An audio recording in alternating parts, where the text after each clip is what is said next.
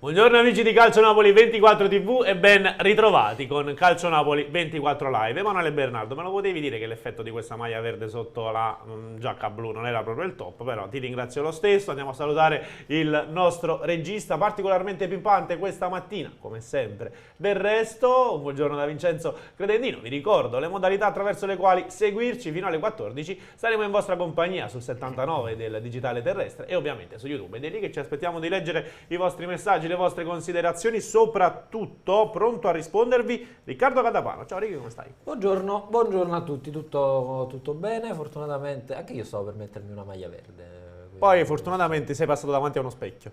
No, poi Hai capito che non era tanto il ho caso. messo la Io non l'ho camicia, fatto. siamo stati Io non l'ho simpatici fatto. tutti e due in verde. Capito? No, è sempre colpa di Emanuele, che saluto e ringrazio. Tutta colpa sua. E ringrazio anche Bruno Galvan all'ufficio stampa. Mi associo. Ovviamente tematica del giorno, le ultime da Castelvolturno in attesa del report, le condizioni di Anghissà che quest'oggi si sottoponeva ad ulteriori esami strumentali per quantizzare anche i giorni di recupero dopo l'infortunio muscolare rimediato nell'ultima gara contro l'Ajax. E c'è da parlare ovviamente di Napoli-Bologna, perché domenica si torna nuovamente in campo, gli azzurri che guardano tutti dall'alto verso il basso della classifica devono continuare la propria marcia. Conosceremo meglio la squadra felsinea allenata da Thiago Motta, le probabili scelte di Luciano Spalletti, che domani dovrebbe parlare anche in conferenza stampa. In tutto questo vi rinnovo insomma anche le modalità con le quali seguirci, come ha detto Vincenzo, oltre al 79 del digitale terrestre, anche il nostro canale YouTube Calcio Napoli 24, al quale vi invito ad iscrivervi, a lasciare un like alla diretta. Siamo vicini ai 100.000, quindi ragazzi vediamo chi di voi sarà il 100.000esimo spettatore. Il 100.000esimo vince una cena con Emanuele con Bernardo. Emanuele Bernardo, pagata da Emanuele Bernardo. Ovviamente da Emanuele Bernardo. Papà, che cosa ha detto questo Manigoldo? Vai avanti. L'ha detto davvero. Vai avanti, togli la cuffia e vai avanti. L'ha detto davvero. Io lo boicotto prima o poi a questo regista, perché non può dirci certe cose in cuffia. Comunque ci ha detto, signori, che è pronto non solo alla cena ma anche al post cena, giusto? Ecco, vi porto Quello anche che a ha ballare. detto. È quello che ha detto. È quello che ha detto Emanuele Paolo Bernardo. Bernardo. Aspettiamoci tanti cambi, signori, in vista del Bologna. Sappiamo bene qual è la vostra preoccupazione principale e credo che è anche uno degli argomenti principe del giorno. Il Napoli senza Anghissà è un Napoli che perde tantissimo. L'abbiamo notato anche al termine della stagione passata. Quelle che potevano essere delle assenze magari non roboanti invece forse si sono rivelate decisive in quella che è stata una corsa a scudetto improvvisata ma comunque vissuta dal Napoli. Sto parlando di Di Lorenzo e di Anghissà. Le loro assenze l'anno scorso si sono fatte sentire tantissimo, e quindi bisognerà capire se il Napoli è pronto, è riuscito quest'anno a mettere una pezza a quelle che sono evidentemente delle assenze che capitano a tutti, capitano anche al Napoli. Il sostituto di Anghissà in teoria è Tanguy Ndombele, Sì. anche se bisogna dire che nonostante siano due calciatori molto strutturati fisicamente, sono poi diversissimi, caratteristiche molto diverse, grande propensione offensiva per Tanguy Ndombele, grande visione. Il passaggio in verticale è un qualcosa che caratterizza l'ex Lione e Tottenham. Anghissà forse però riesce come pochi in Italia e in Europa a fare le due fasi in questo momento. Sì, vero. Ha anche uno strapotere fisico non di poco conto Anghissà rispetto a Ndombele, non che Ndombele sia un fuscello, anzi tutt'altro, però a passo diverso, come ha detto lo stesso Luciano Spalletti, a un passo panterato, per utilizzare proprio la terminologia del tecnico del Napoli. Che cosa vuol dire? Che non ha la potenza, forse anche l'esplosività di Anghissà nelle due fasi, ma ci arriva un po' più carburando, va? Lo stesso Ndombele, sembra un po' più ciondolante, quasi sempre in ritardo, poi spesso è bravo a metterci il guizzo finale, però proprio dei movimenti dovuti anche a un fisico diverso rispetto a Frank Anghissà. Nelle due fasi in questo momento non c'è paragone tra i due, cioè Anghissà si riesce a fare bene sia la fase di non possesso che la fase di possesso.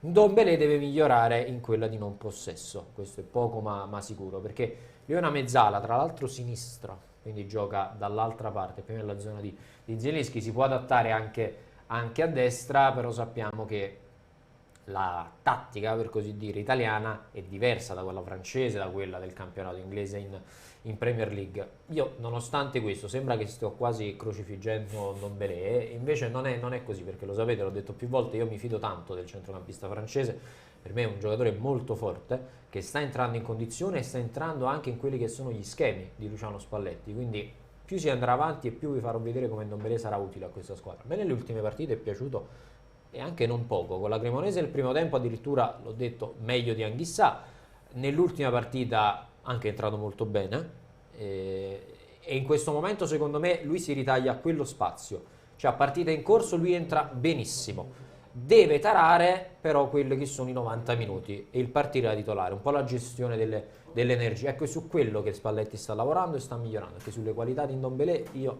assolutamente non posso dire nulla.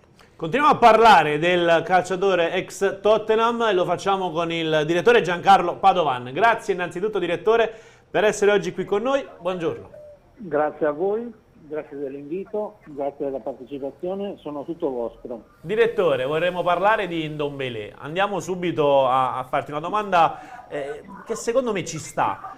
Ad oggi, la forma fisica di Ndombélé, per quello che sono degli ispezioni che abbiamo visto, e ha cominciato anche qualche gara dall'inizio, può dirsi soddisfacente? Oppure, come me, perché lo dico, mi sembra che abbia un passo ancora troppo cadenzato, diciamo così, non sia ancora nella forma adeguata per giocare a certi livelli? Sì, hai detto bene, è un problema di forma, però non è un problema di sostanza, nel senso che il giocatore c'è in tutta la sua fisicità, c'è in tutta la sua tecnica, c'è in tutta la sua forza. E il problema è che ancora non è il ritmo in partita, secondo il mio punto di vista, e anche secondo te, da quello che capisco, per cui risulta un pochino compassato, soprattutto se lo paragoniamo ad altri giocatori che giocano in quel ruolo, anche per dire, il primo, ma non è l'unico. E quindi va trovata questa forma e va trovata solo giocando, allenandosi e giocando. Ci vuole un po' di pazienza, ma mi pare che il Napoli possa aspettarlo tranquillamente. Insomma, perché intanto Anghissà si fa male, serve il miglior Ndombélé. Io, provando a vestire la sciarpa di un tifoso del Napoli, mi arrabbierei, direttore, perché è peggio.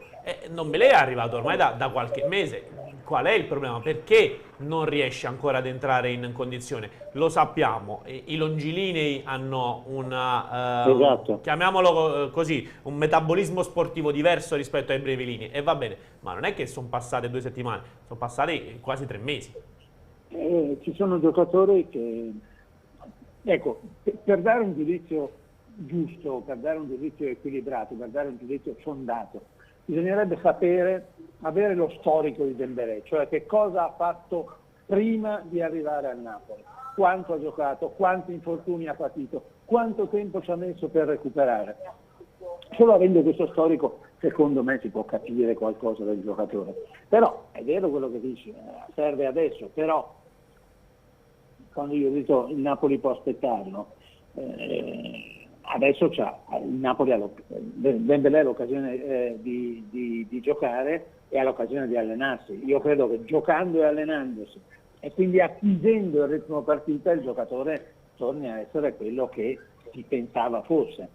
Oggi il confronto con Anghissà non esiste, nel senso che Anghissà lo vince nettamente. Esatto.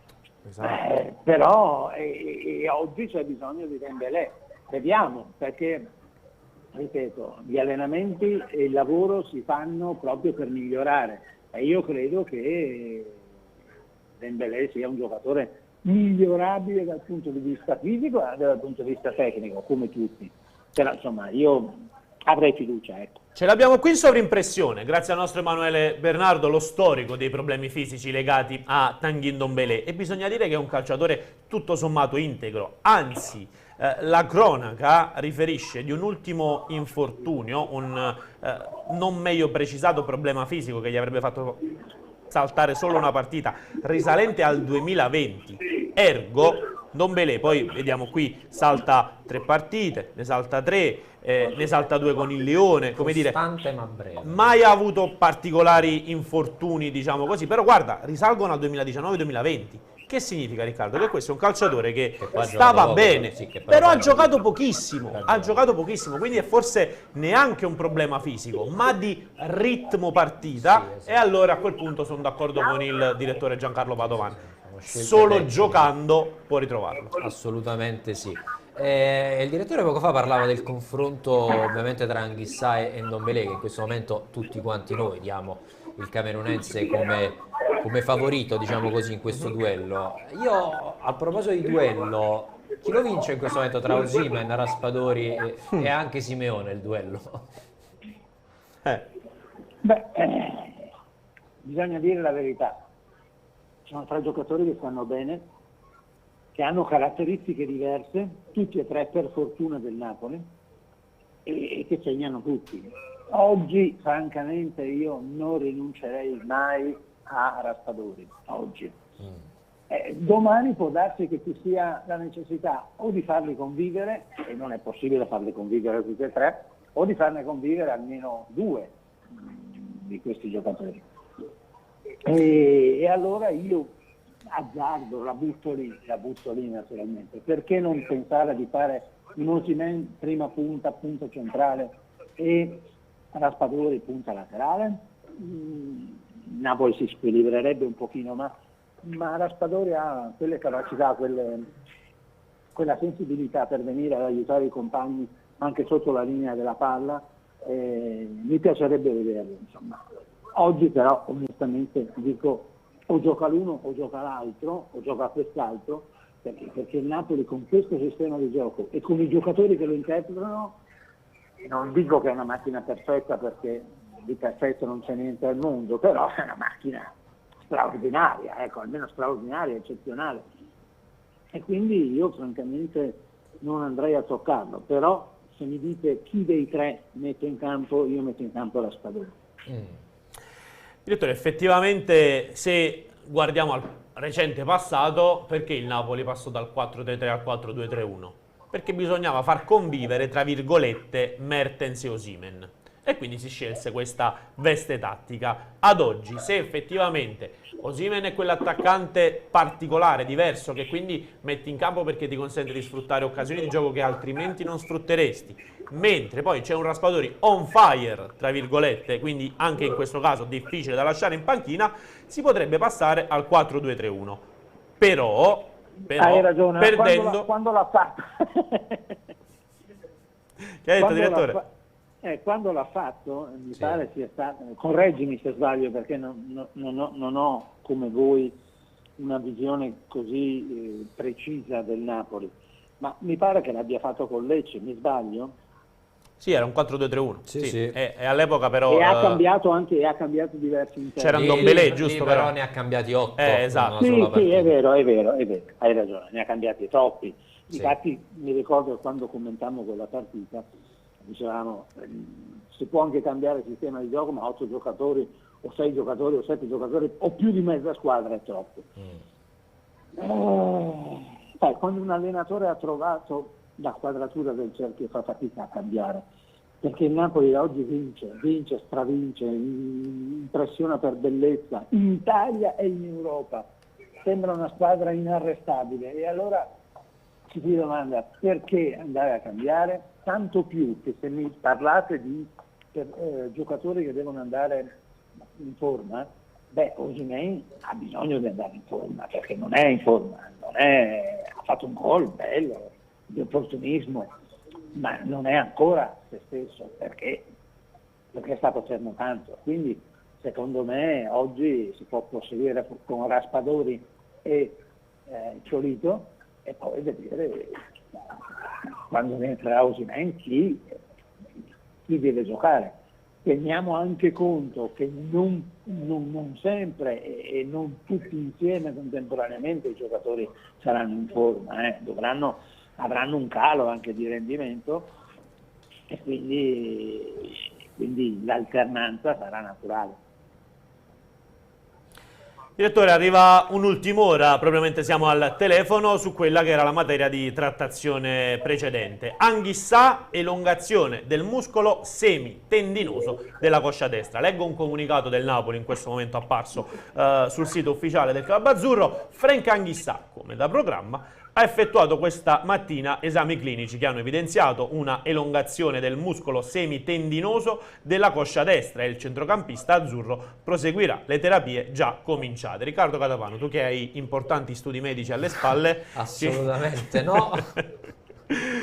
Dobbiamo cercare la casistica di una elongazione del muscolo semitendinoso. Già lo stavo facendo. Ovviamente se non c'è il grado, perché l'elongazione sarebbe uno stiramento di fatto, se non c'è il grado non si può sapere, solitamente va da 1 a 4 settimane, quindi può essere anche un grado lieve e tra una settimana anche se è a disposizione. Quindi bisogna capire questa tipologia di gravità dell'elongazione o stiramento che si voglia per Anghissà, però ci stiamo lavorando. E chiaramente quando avremo ulteriori specifiche in merito saremo qui a darvene conto. Per il momento, ultima domanda per il direttore Giancarlo Padovan. In questo momento, questo Napoli dove può arrivare in Champions League? Quali sono le ambizioni che può coltivare il Napoli per quanto riguarda la Champions? Beh, intanto cominciamo a dire che agli ottavi c'è andato già. il campionato sapete tutti dove può arrivare ed era dove doveva arrivare l'anno scorso se non avesse buttato via il vantaggio che aveva. E cominciamo col dire questo intanto. E in Champions League, come hai detto tu, gli ottavi ci sono, tanto per cominciare. Io penso che oggi come oggi, se dovessi fare una classifica, il Napoli è nelle prime 4. Poi lì ci sono i sorteggi, ci sono gli scontri diretti, c'è una forma da ritrovare dopo una pausa invernale che non è una pausa, è un campionato del mondo, ci sono tante cose da tenere in conto. Comunque, oggi come oggi, secondo me, può essere nelle prime 4 e non è che si ferma alla semifinale, arriva alla semifinale, oggi. Poi dopo, sapete, alzo le mani perché onestamente non si può sapere, il sorteggio è tutto. Oggi ci sono 2 squadre che sono a punteggio pieno, il Bayern Monaco e il Napoli. Tutte le altre hanno fatto meno punti, però francamente io, se nei prossimi sorteggi potessi evitare il Manchester City, francamente sarei contento, ecco, perché è una squadra che può crearti tante difficoltà. Però, ripeto, tutto questo noi lo sapremo dopo il mondiale, cioè magari anche prima del mondiale, ma si giocherà dopo il mondiale, quindi dopo un dispendio di energie notevole di tanti giocatori che andranno a fare questa competizione. Ma non parlo di quelli del Napoli, parlo anche degli altri. E quindi che squadre ritroveremo, con quale tasso di stanchezza, con quale tasso di difficoltà? 2. Il Napoli oggi è nelle prime 4 e essendo nelle prime 4 può arrivare anche fino in fondo. Quello che è stato ribattezzato il campionato di clausura, ovviamente, mentre prima del mondiale ci sarà l'argentino, diciamo così, apertura. Grazie mille direttore per essere stato oggi con noi, buona giornata. A presto, ciao. Grazie al direttore Giancarlo Padovan, sempre molto interessante poter parlare con lui, uno sguardo a 360 gradi su quello che è il mondo Napoli e non solo. Abbiamo avuto qualche dato dalla casistica sull'elongazione. Medici che siete in ascolto. Sì, medici che siete in ascolto. Come già avete fatto in passato, tra l'altro, io vi ricordo. Spesso e volentieri qualche medico ci ha scritto: signori, in questi casi si parla di 15-20 giorni, un mese. Comunque dovrebbe essere intorno alla ventina di giorni, almeno 2 settimane per Anghissà. Poi bisognerà vedere quanto tempo ci metterà diciamo così, a recuperare, perché poi il caso varia da recupero a recupero, però almeno 2 settimane di stop secondo me Anghissà se le fa, dalle 2 alle 3 settimane. Dovrebbe vedere in questo momento la casistica, però ripeto, il comunicato del Napoli, un po' come sempre, è abbastanza vago, per così comunque dire. Allora, a me gli amici medici hanno insegnato che da profano per capire qualcosa di medicina, My posso Personal andare su Trainer. My Personal Trainer. Io L'hanno detto anche andato, a te? sì, Ok, e siamo lì. Cosa dice My Personal Trainer? Dice che è praticamente lo stiramento. Quindi quello che si temeva ieri. Quello che ho detto, sì, alla fine l'elongazione è uno stiramento. L'elongazione è uno stiramento. Eccolo qua, lo stiramento o Poi elongazione dipende. muscolare è una lesione di media entità che altera il normale tono muscolare. Ergo, se siamo a quelle che erano le previsioni di ieri, con lo stiramento e elongazione che dir si voglia, ad oggi, nel momento in cui ci chiedete Però no. quali possono essere i tempi di recupero, Non so cosa sia il muscolo semitendinoso della coscia destra. Allora, quindi non vogliamo so qual è la scriverlo? gravità. No, ho provato, ma non è che c'è. non c'è, non è uscito tanto. No, però grosso modo per uno stiramento non gravissimo. 20 giorni. Sì, 20 giorni, 2-3 settimane. Solitamente. Facendo qualche conto, mi sa che lo rivediamo a gennaio. Potrebbe recuperare magari qualcosina prima per le ultime. Se consideri che sei al 14, se fai 2 settimane per inizio novembre magari recupera. Però Quando comincia il mondiale?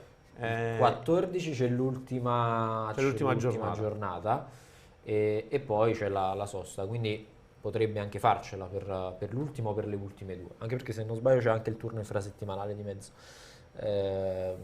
Dovrebbe saltare la Roma, sicuramente salta il Bologna, dovrebbe saltare anche la Roma, si vedrà poi se si riuscirà a recuperare per la partita in casa con i Rangers, non credo, o per quella successiva.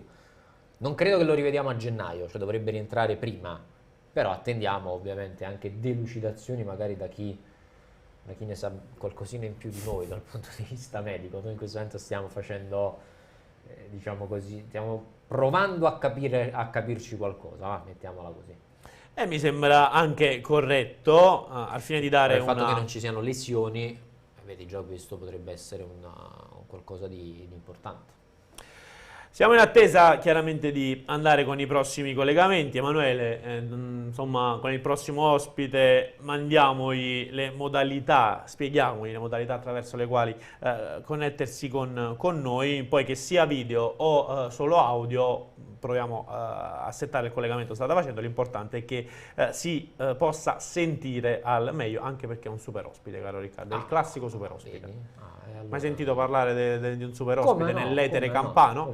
Classico super ospite. C'è anche una classica mosca che a un certo punto ha deciso di venire a farci compagnia. È colpa di Emanuele Bernardo. Emanuele, fagli c'è la scherzetti. mosca. Manu, sai che devi fare. sai cosa? La storia. In questo caso abbiamo toccato proprio la storia, grazie a Emanuele Bernardo, che ovviamente andiamo a salutare in maniera più scherzosa possibile. La difesa quale sarà a questo punto?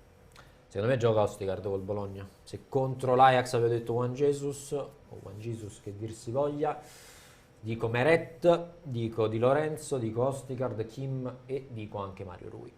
Secondo me è questa. Quindi 2 cambi rispetto all'Ajax. Kim che torna a questo punto però sul centro-sinistra. Sì, qui Kim a sinistra. Sei d'accordo che no, è meglio sul centro-sinistra che sul centro-destra? In realtà no. Il problema è che sul centro-destra deve impostare di più e non ha nelle corde, diciamo, quella finezza dal punto di vista del tocco Kim, quindi va più in sofferenza. È lì che cambia, cioè per il resto ho visto un Kim sempre molto attento, però il compito di impostare solitamente è dato a Rachmani. Adesso c'è la Kim e va un po' più in difficoltà. Secondo me con Ostigard, che ha un piedino un po' più educato, li vediamo meglio, perché Ostigard anche nell'impostazione, soprattutto poi nel lancio lungo, nella sciabolata morbida, diciamo così, per citare Piccinini, va meglio. Quindi curioso di vedere Ostigard e credo che col Bologna ci sia lui del primo minuto. Lo dico per chi si è connesso in questo momento. Qualche secondo fa è arrivato un comunicato ufficiale da parte del Napoli che ha riferito con precisione delle condizioni di Zamboa Anguissà. Meno precisione c'è sui tempi di recupero. Si tratta di una elongazione del muscolo semitendinoso, abbiamo detto, giusto? Sì, elongazione del muscolo semitendinoso della coscia destra. Abbiamo spulciato un po' quella che può essere la casistica. Signori, ad oggi, se ci doveste chiedere dei tempi di recupero, vi diremmo fra i 15 e i 20 giorni, sì, diciamo così. Sì. Questo per quanto riguarda le ultime. Attenzione, alla fine è una telefonica semplice con il grandissimo Claudio Bellucci. Grazie Claudio per essere oggi qui con noi. Ciao, buongiorno a voi.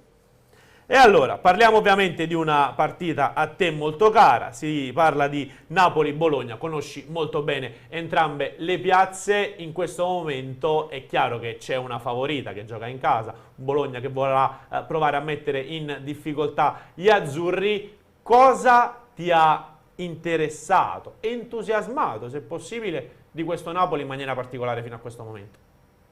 Ma sicuramente che si è trovata in più situazioni, nel senso, quando c'era da dominare ha dominato giocando bene, facendo tanti gol, quando c'è stato da soffrire, vedi Cremona, perché il risultato è vero che dice che ha stravinto il Napoli, ma a un certo punto della partita ha sofferto molto da squadra, e anche contro l'Ajax in casa è stata un'ulteriore dimostrazione di essere squadra, perché non è stato affatto semplice.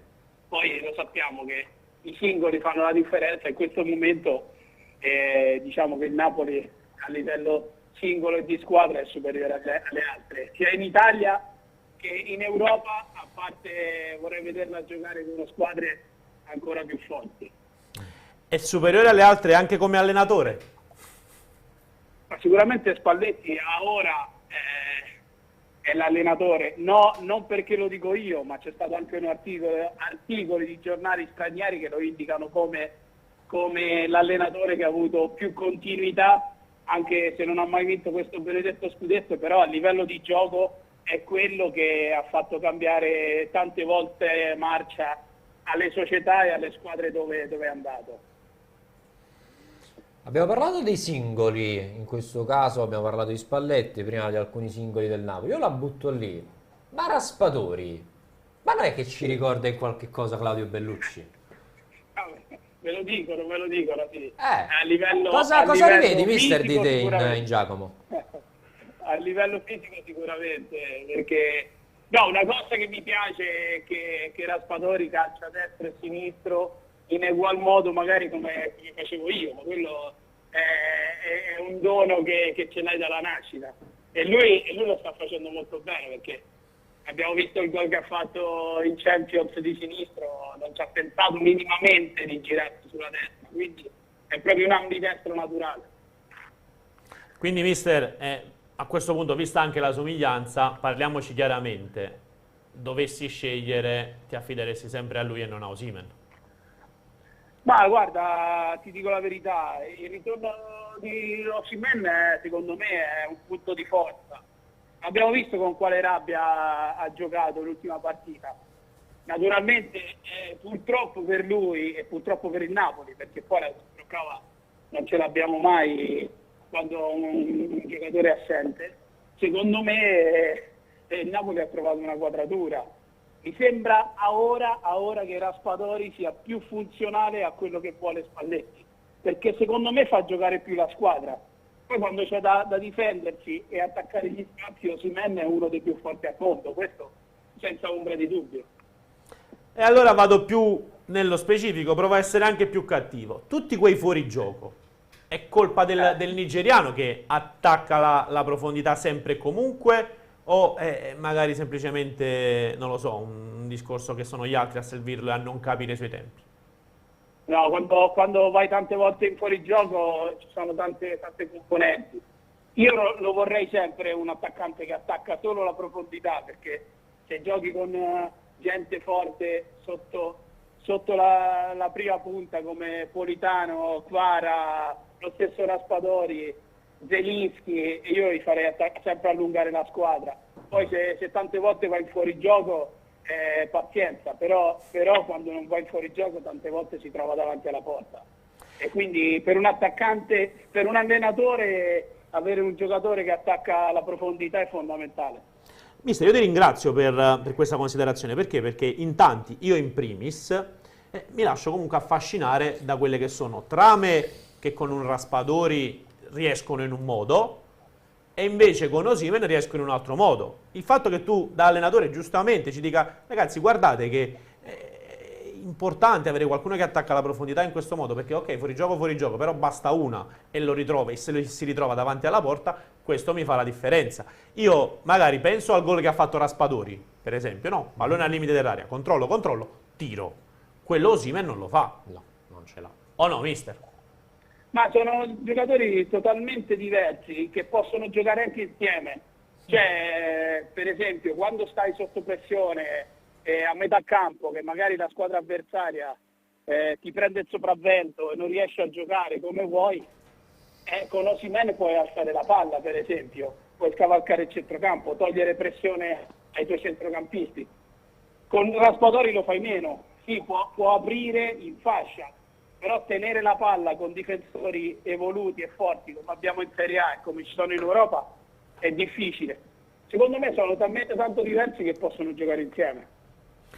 Anche se poi in quel caso si dovrebbe togliere un posto a centrocampo, e ad oggi tra Lobotka, Anghissà, ovviamente infortunato, e lo stesso Zielinski, davvero io non saprei chi togliere. Soprattutto contro l'Ajax mi sembravano uno più in forma dell'altro, non sapevo individuare un migliore in campo, che avrei scelto comunque tra quei tre. Ultima domanda da parte di Riccardo Catapano per Claudio Bellucci. No, a questo punto abbiamo parlato tanto dell'attacco, se noi ci stiamo soffermando poco sulla difesa del Napoli, che comunque è stata cambiata tanto, e nonostante questo continua ad essere una delle migliori, seppur quest'anno forse vale, segniamone qualcuno in più, anche se ne prendiamo magari 1 o 2 a partita, ma ne facciamo 6, meglio così. No, io voglio chiedere al mister Bellucci a questo punto cosa l'affascina o cosa l'ha sorpreso della fase difensiva del Napoli, perché molto spesso si parla di difesa come la linea 4 del Napoli. Invece quest'anno io sto vedendo un grandissimo lavoro anche del centrocampo, con quel perno lì davanti, quel trottolino slovacco di Stanislav Lobotka, che è fondamentale sì nel far ripartire, sì nella pulizia dei passaggi, ma soprattutto per non far sbilanciare il Napoli in fase di non possesso, no mister? Sì, ma no, allora, quello che mi piace del Napoli, che comunque, anche se ha cambiato portiere praticamente, perché lo scorso anno giocava sempre l'altro, e ha cambiato un giocatore fondamentale come Koulibaly, riesce sempre a partire da dietro. Quindi quando c'è Rachmani o quando c'è Juan Jesus o quando Kim gioca a destra piuttosto che a sinistra, riesce a far partire sempre l'azione da dietro. È fondamentale Lobotka, che dà sempre una soluzione, e penso che Spalletti abbia trovato in lui il Pizarro che aveva nella Roma, quindi che faceva girare tutta la squadra. E Lobotka, oltre che a far girare la squadra, è uno che conquista palla e riparte perché ha un buon piede. Quindi secondo me il perno fondamentale anche della difesa in costruzione è sempre Lobotka, e il portiere che ha preso fiducia. Lo sapevamo tutti che Meret era un grande portiere tra i pali e gli mancava solo quella fiducia magari che l'anno scorso, messo in discussione con un altro grande portiere, non aveva trovato. Ultima considerazione davvero, mister, credo che Spalletti non ti abbia mai allenato, giusto, quando eri un calciatore? No, ci siamo sfiorati. Ecco, quando? Per poco. Quando era? No, per poco. Alla Samp, giusto? Quando sono andato via dal Bologna, e potevo andare alla Roma, poi non si fece niente e tornai alla Sampdoria molto felicemente. Però si è creata un po' questa nomea, ecco, di tecnico troppo protagonista, che a volte vede dei fantasmi dove non ci sono. Secondo me Spalletti, almeno nel periodo partenopeo, è stato tutto fuorché un visionario di fantasmi, anzi, quando c'era da mettersi davanti alla squadra e fare da scudo l'ha fatto, quando c'era invece da riprendere i calciatori, e lo sta facendo in particolar modo con Kvaratskhelia, mi sembra che è chiaro che tenda anche a pizzicarlo, lo fa. Quindi uno Spalletti, forse è questa, ecco, la versione migliore di Luciano Spalletti, con la partenopea. Guarda, sì, a Napoli sta facendo cose incredibili, ma vi posso assicurare che anche all'Udinese e alla Roma ha fatto cose incredibili. Ripeto, Spalletti delle volte fa anche scelte impopolari, le attribuiscono anche cose che magari lui fa tenendo conto solo della squadra, e questo dà forza a tutto il gruppo, non solo uno o due. L'abbiamo visto a Roma con Totti, l'anno scorso magari con Insigne, a Milano con l'Inter con Icardi, però lui lo fa sempre in base a un gruppo, non lo fa mai magari per per screditare un giocatore solo al cospetto della squadra, perché se un giocatore ti fa vincere le partite, è utile alla squadra, perché non deve giocare? Io questo qua, da allenatore penso questo, e magari quando ero calciatore la pensavo in un'altra maniera, perché quando non giochi o fai male o vedi l'allenatore che scelgono altre persone, dici ecco fatto, questo ce l'ha con me, è meglio che cambio aria. Invece delle volte pensarci un po' di più fa bene, e Spalletti se l'è conquistato la credibilità sul campo, e adesso tutti amano Spalletti, ma Spalletti è un grande allenatore già da 15 anni e nell'ambiente lo sanno tutti. Tutto chiaro, grazie mille mister per essere stato oggi con noi, grandissimo piacere come Buona sempre. giornata. Ciao, grazie. Ciao, Buona ciao. giornata e grazie a Claudio Bellucci, doppio ex di Napoli-Bologna. Vi ricordiamo, in programma allo stadio Diego Armando Maradona domenica prossima. Ci sono altri aggiornamenti? Intanto chiedo a Emanuele Bernato di volare con il prossimo collegamento. A breve vi portiamo altri aggiornamenti di Anghissà. A breve, siamo... Grandissimo Riccardo Catapano, tutta la redazione. Lavorare. È perché ne stanno arrivando tanti di messaggi. Ne stanno arrivando tanti di messaggi. Non è che cambia, comunque il Bologna non c'è, quindi adesso restate con noi e tra poco vi sveleremo anche quelli che sono i tempi di recupero, sempre indicativi, tra l'altro. Adesso entriamo nel mood dove ogni squadra ha come obiettivo stagionale fare il risultato contro il Napoli, ma meno male, significa che il Napoli diventa la squadra da battere e forse lo step decisivo da superare quando poi si vuole arrivare a qualcosa di importante. Siamo pronti per collegarci con il nostro prossimo ospite. Buongiorno a Manuel Parlato. Ciao Manuel, come stai? Ciao ragazzi, buongiorno a voi. Grazie innanzitutto per essere oggi qui con noi. Ebbene, abbiamo letto il comunicato del Napoli su Anghissà. Ti chiedo ovviamente ulteriori specifiche per quanto riguarda l'infortunio del camerunense.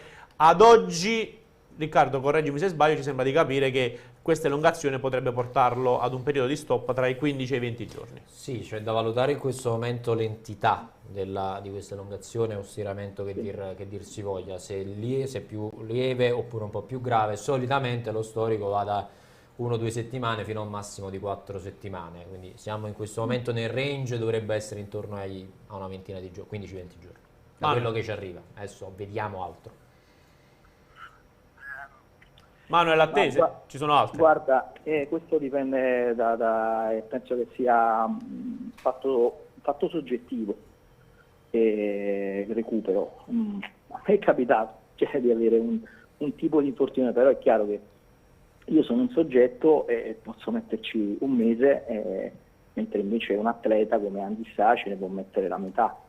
Quindi non facciamo i medici, però proviamo a immaginare che possa saltare, io credo, almeno 15 giorni, posso avere 15 giorni di stop, tra l'altro le terapie sono iniziate oggi. E quindi credo che il periodo sia questo. Facendo 2 calcoli, secondo me salta purtroppo anche la gara di Roma, a meno di clamorosi recuperi. Però per una questione secondo me anche precauzionale, poi dopo alla fine per non avere delle ricadute, perché questo il pericolo quando hai questo tipo di infortunio secondo me è la recidiva, nel senso che magari sembra che stai bene e poi dopo alla fine ti capita di andare in campo, di fare dei movimenti diciamo specifici e senti un'altra volta il dolorino, quindi da questo punto di vista credo che innanzitutto il recupero sarà soggettivo e poi io credo che non bisogna rischiare in questo momento eventualmente delle ricadute, delle recidive, quindi il Napoli da questo punto di vista credo che chi ci starà attento, così come ha fatto adesso per il recupero dell'infortunio di Osimhen, penso che lo stesso discorso si farà per Anghissà. Il problema è andare a trovare un sostituto degno, perché Anghissà è in questo momento uno tra i giocatori più in forma del Napoli, è uno tra gli uomini chiave del centrocampo insieme a Lobotka. Credo che sia comunque un'assenza importante, magari contro il Bologna la puoi sentire di meno, contro la Roma è una partita importante, diciamo non è uno scontro diretto, però è per tenere dietro la Roma e credo che si sentirà in un certo senso la sua mancanza, anche se le alternative comunque ci sono. non allo stesso livello di Anghissà, dico da un punto di vista tattico, Certo. però credo che ce ne sono diversi che possono prendere il suo posto da Dombele, forse che in questo momento mi sembra favorito sugli altri, poi le alternative le conosciamo, Elmas, lo stesso Gaetano, Dem, quindi credo che da questo punto di vista i ricambi ci siano, però dicevo prima, perdiamo un giocatore importantissimo, tra l'altro anche l'anno scorso Anghissà, Napoli partì molto molto bene come quest'anno, però la flessione la ebbe quando poi venne... Mancarono Anghissà e Di Lorenzo, mi ricordo. Sì, mancarono da Anghissà prima per l'infortunio per la Coppa d'Africa e poi alla fine Di Lorenzo.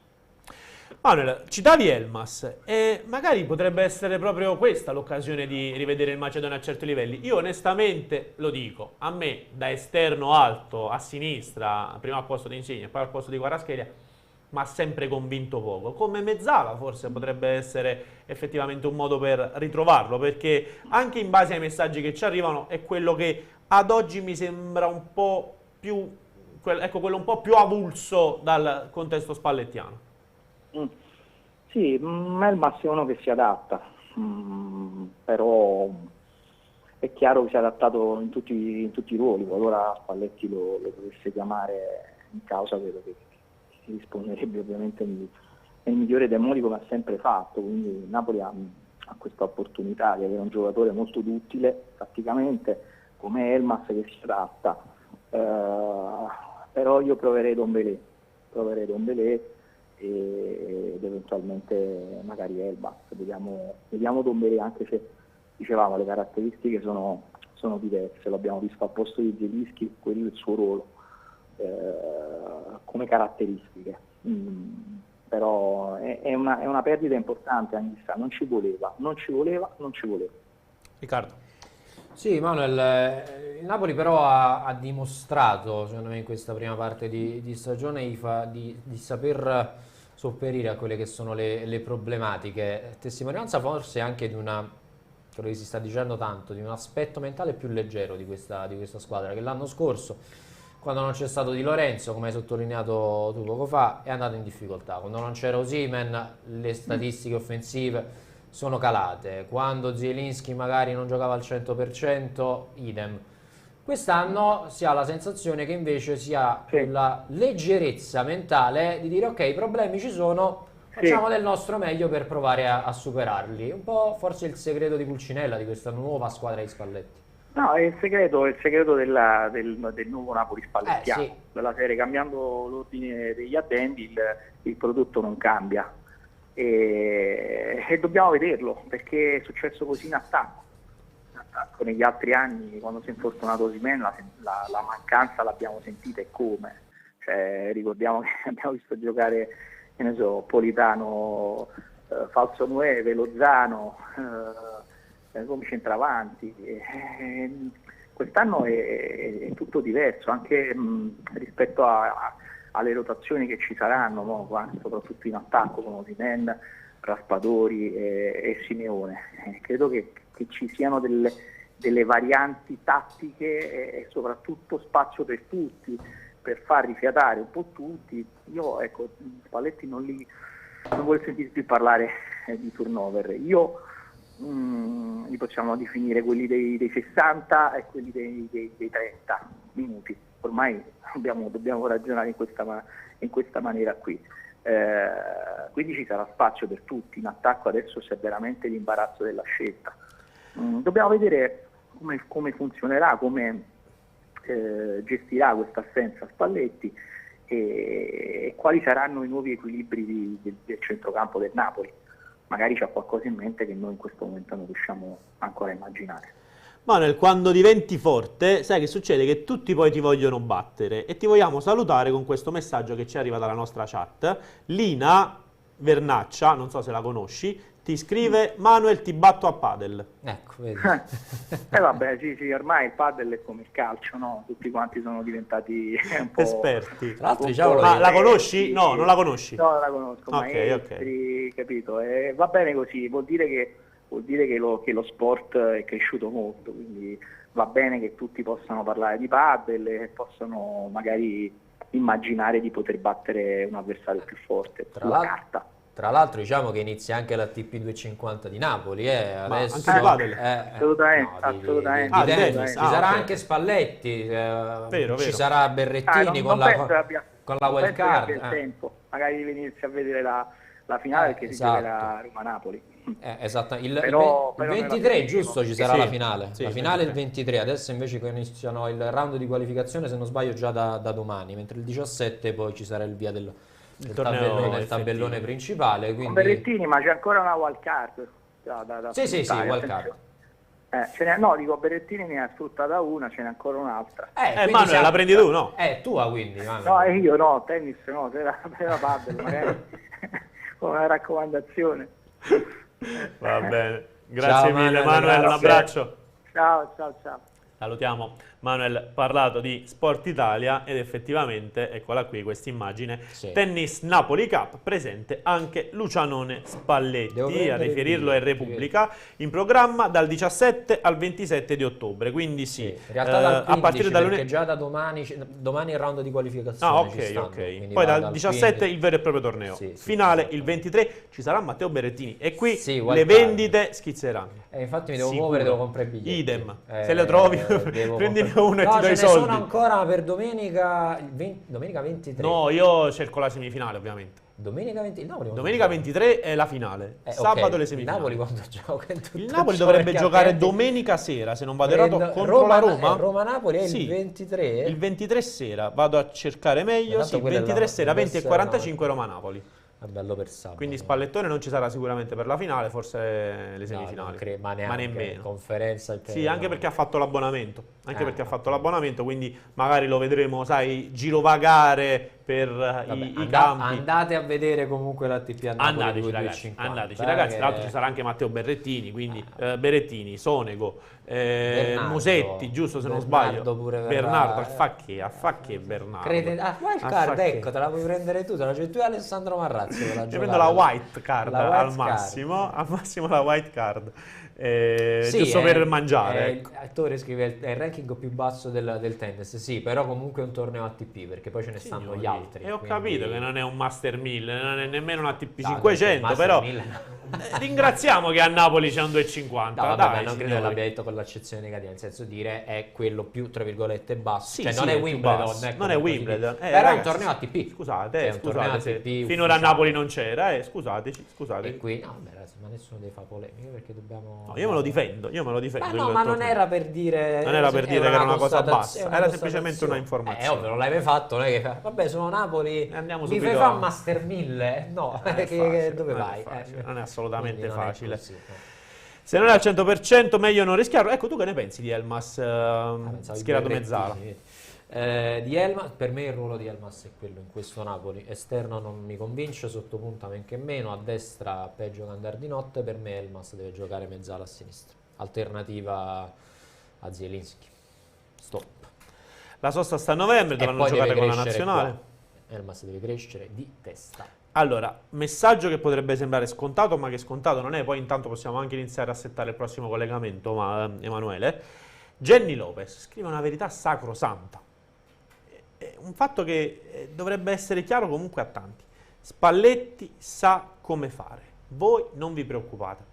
A volte, quando commentiamo le gare, forse tendiamo a dimenticare che stiamo parlando di gente che fa questo di mestiere ad altissimi livelli da 20 anni. E non parlo solo di Spalletti. Ma Inzaghi ha sbagliato le sostituzioni. Ma Gagliardini in quel momento non c'entrava, bisognava metterne un altro. Ma Mihajlovic così. Cioè, signori, andiamoci comunque cauti, perché l'errore è chiaro, possono commetterlo tutti. Però dire che Spalletti magari in quel momento non sa leggere la partita, secondo me bisogna pesarle certe parole. Bisogna assolutissimamente pesarle e renderci conto di, insomma, della storia che ha uno prima di andare a dare dei giudizi così definitivi, così pesanti. Io non me lo immagino uno Spalletti che non sa che mettendo un Ndombele al posto di Lobotka perde quello, guadagna quell'altro. Ragazzi, bisogna sempre Ma poi ci sono tanti altri ragionamenti da fare. C'è la sensazione del calciatore. Quello che ti dice il calciatore, gli avversari, il momento della partita, i consigli dello staff che lavora a quello 24 ore su 24, 7 giorni su 7. È chiaro che poi magari noi dalla tribuna vediamo certi tipi di risultati e diciamo ah ok, magari quest'altro faceva meglio. Però un allenatore pensa alle partite successive, pensa a quelle precedenti, li vede in settimana e quindi va a operare un certo tipo di scelte. Cioè essere troppo drastici con quelle che sono le scelte di allenatori, che è praticamente lo sport preferito dagli italiani, secondo me, almeno noi giornalisti, dovremmo andarci un po' più cauti. Poi, che lo vogliono fare i tifosi, anzi signori, vi invitiamo a esagerare con quelle che sono le vostre opinioni, perché sono quelle che ci piacciono. Però da giornalisti direi confermato per quanto riguarda Anghissà, si va dalle 2 alle 4 settimane, dipende dal grado in questo momento dell'elongazione. Se tutto dovesse andare bene, 15-20 giorni sarà nuovamente a disposizione, ergo salta la Roma. Quindi questo è appurato che Anghissà non ci sarà comunque con la Roma, a meno che davvero di un clamoroso miracolo, ma ad oggi mi sembra di poterlo smentire, sì. Quantomeno improbabile, sì. Altre notizie che arrivano nell'ultima ora non sono soltanto quelle afferenti al Napoli, ma anche all'avversario, perché chiaramente ne parleremo anche del Bologna. Pensavo di parlare della Juve, che ci sta più da dire. Aspetta, che era questa storia? Non l'ho seguita. Io ho sentito Bonucci che veniva fermato per strada dai tifosi del Torino e sfottuto in tutti i modi. Saluto Dino Viola che cerca di farmi ridere in diretta e ci riesce benissimo. Dino ragazzi ha una capacità impressionante, qualsiasi cosa dice mi fa ridere. È unico saluto Dino Viola. Della Juve no, la contestazione ad Agnelli, il gruppo Vikings, Agnelli vattene, Allegri resisti, c'è stato uno striscione, mi sorprende che tu non lo sappia, ma lo saprai, sì. Lo saprai sicuramente. Ieri è apparso... Tra l'altro che bel lavoro SEO, guarda, io scrivo su Google contestazione Agnelli, primo risultato, magico SEO Dino Viola. Da che l'ho fatto io sto titolo, l'ho fatto io sto pezzo, era di Dino Viola. La squadra non era di Dino Viola, magico SEO. C'è, sì, però che c'è, questo l'ho fatto io sto pezzo, va tutto Dino Viola adesso. Onore al merito. Questo l'ho fatto. Onore al merito, diamo a Catapano quel che è di Catapano. Ogni tanto, se no mica te lo dicevo che andiamo a vedere la Juventus. Ah, vecchia mammola. In realtà non lo sapevo, si fosse piazzato, mi fa piacere. Dino, tu che stai seguendo. Prendi nota. Prendi appunti. Esatto. Quindi, no, stavo dicendo, sì, lo striscione per Agnelli, quindi sapete, si è parlato tanto di Napoli, ma il Napoli, eccetera, eccetera. E noi, è vero, noi dobbiamo guardare in casa nostra, però non che gli altri stiano così tanto bene. In estate si diceva, l'Inter e la Juve lo distruggono questo campionato, diciamo, calma, c'è preoccupazione, ma calma. Guardate adesso, noi siamo trionfali agli ottavi di Champions League, Agnelli viene contestato a Torino, Agnelli vattene, è arrivato un comunicato durissimo. Lo vogliamo leggere? Dei Viking, che lo uno vogliamo dei leggere? Storici della Juventus, sì, leggilo pure, cioè, addirittura dicono Allegri resisti. Che botta. Mister Allegri, non dimetterti mai.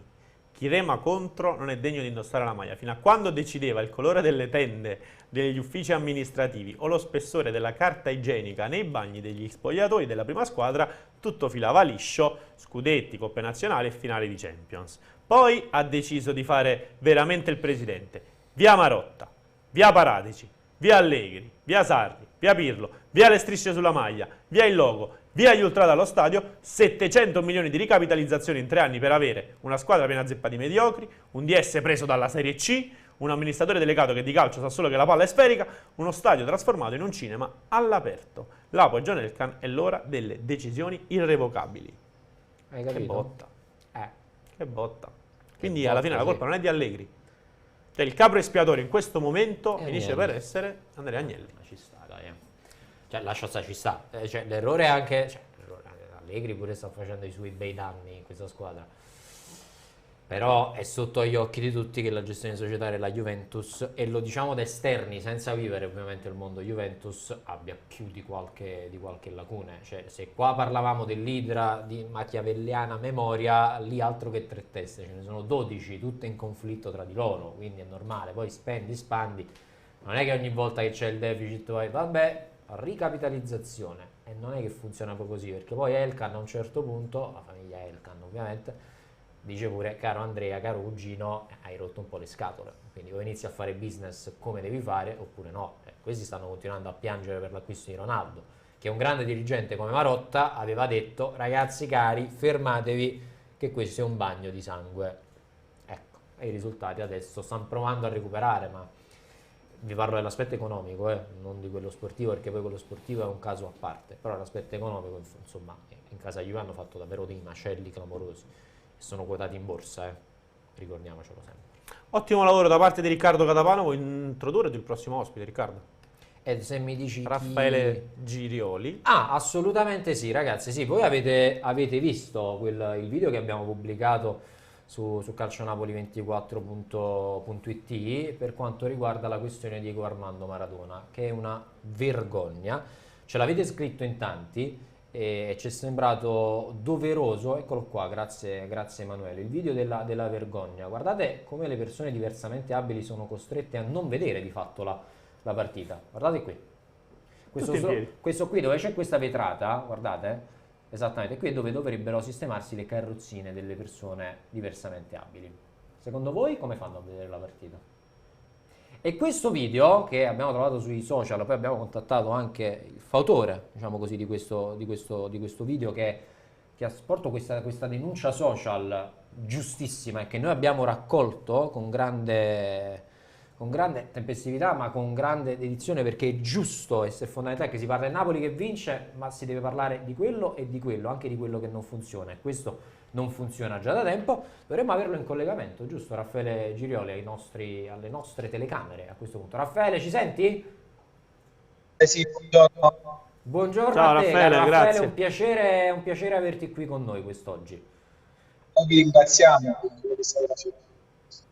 Ma assolutamente, questo è non solo doveroso, ma ce lo impone il nostro ruolo, perché noi abbiamo visto le immagini del video che avete girato allo stadio di Diego Armando Maradona e francamente abbiamo avuto i brividi, purtroppo negativi, perché se da una parte si parla dei brividi per le giocate del Napoli, noi abbiamo detto: ma com'è possibile che una società del genere, che si vanta di essere in Champions, in Europa da tanti anni, e permette delle, chiamiamole, nefandezze così. E noi abbiamo anche contattato il Napoli per provare, diciamo così, ad avere una spiegazione affinché tutto questo non si ripeta in futuro, e ci auguriamo di avere a breve risposta. Però vorremmo sentire dalle vostre voci che l'avete vissuto, insomma, di spiegarci quello che è il significato poi di quel video di denuncia giustissimo.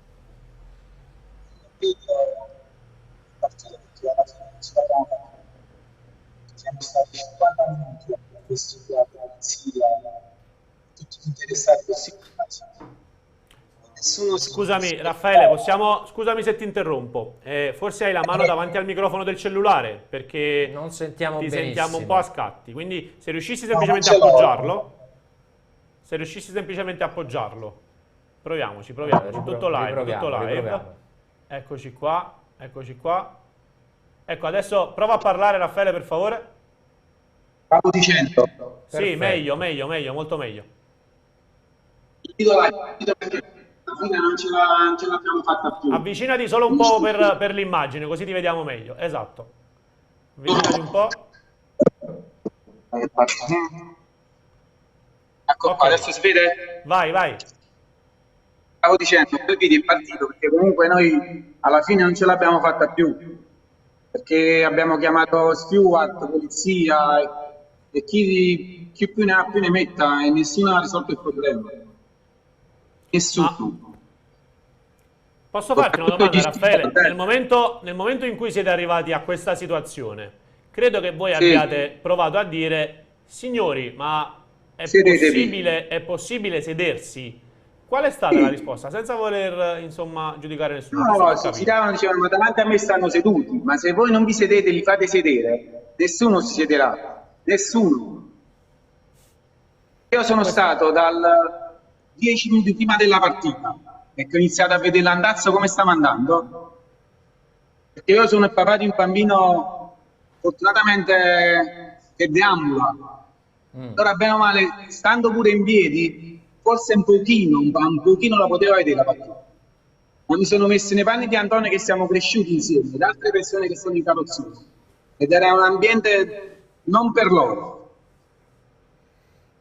Voi più volte immagino siete andati a vedere una partita del Napoli, giusto? Noi tutte Raffaele? le domeniche, tutte le partite del Napoli, noi stiamo allo stadio San Paolo. E questa, diciamo, questa situazione si ripete tutte le partite? Oppure No, perché noi è capitato che questa volta la partita l'abbiamo presa in curva A, Ok, e la società ha voluto ampliare i posti disabili sia in curva A che in curva B, sì, ma non c'è né il modo né l'organizzazione per andarci in quei settori, ok. perché non mi puoi mettere dietro sediolini sapendo che là prima o poi si alzerà. Quindi è chiaro Mentre che quando andiamo le altre volte, noi andiamo nel settore disabili ed è solo per loro. La partita là loro la riescono a vedere, anche se là ci sono anche là problematiche. E ce le vogliamo. E se la godono. Quindi è chiaro che il prossimo passo deve essere assolutamente interagire anche da parte nostra con la società. Sì, noi... Segnalare il tutto. Ma la società noi comunque non ci ha contattato. Ok, questo purtroppo Noi che abbiamo fatto- Noi che abbiamo avuto il disagio, poi si è contattato altre persone, non lo sappiamo, ma noi che non ci ha contattato. Ok. Noi proveremo a intercedere, Raffaele, questo è poco ma sicuro, nel contattare il Napoli. Già hanno avuto diverse segnalazioni, non solo da parte nostra. Ci auguriamo che possa esserci presto una risposta da parte della società, perché Devo dire solo è un'altra cosa. inammissibile. Vorrei ringraziare due persone che solo loro sono messe a disposizione nostra.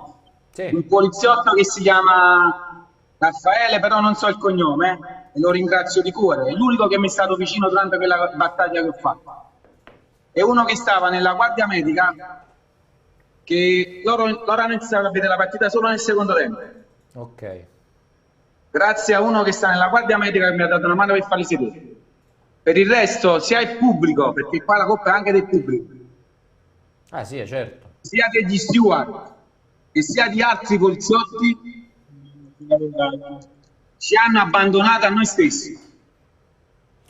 Signori, se Siamo con gli stati steward, messi in se con disagio. gli steward si parla con il Napoli, se per gli steward si parla con il Napoli, Dobbiamo per parlare le con la forze di questura. polizia bisogna parlare anche della, non lo so, con la questura o con lo stesso comune di Napoli, no? Sì, assolutamente. Anche Che se è chiaro, il comune non ha se gestione due- dello polizia mi no, il diceva che comune tu- no, la questura in questo caso.